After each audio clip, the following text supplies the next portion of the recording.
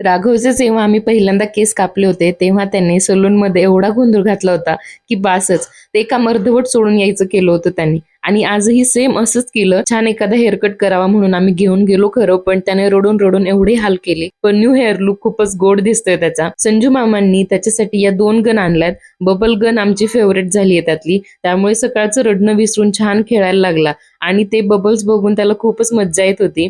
त्यानंतर लंच केला. लंचमध्ये होता साहेबांचा फेवरेट अनियन पराठा आणि हा माझा वाघ लगेचच झेप घेत आला पराठा खायला. वॉर्डरोब आवरल्यानंतर 4 दिवसात आहे तसंच होणार आहे हे माहित असूनही आवरलं. पण ऑर्गनाइज वस्तू असल्या की शोधायला आणि ठेवायलाही खूप इझी होतं. ड्रॉअर मधला एक जुना फोन घेऊन आला आणि मम्मा फोन आलाय बोल लवकर म्हणून राघूची किती घाई चालली होती. आणि मम्माला त्यातून आवाज नीट येतोय की नाही याची काळजी घेत होता माझा लेक. थोड्या वेळाने खाली नेल्यानंतर मला सायकल चालवता येत नाही पण मला त्याच्यावर बसव आणि तू चालव असं म्हणून दादाला घेऊन फिरत होता. आणि त्यानंतर तिथे दीदीला घर बनवण्यातही मदत करत होता अगदी मन लावून. संध्याकाळी साहेबांनी स्वतः जेवण बनवून असं गोड सरप्राईज दिलं आणि त्यानंतर हे आमचं डेली रिच्युअल झाले सध्या.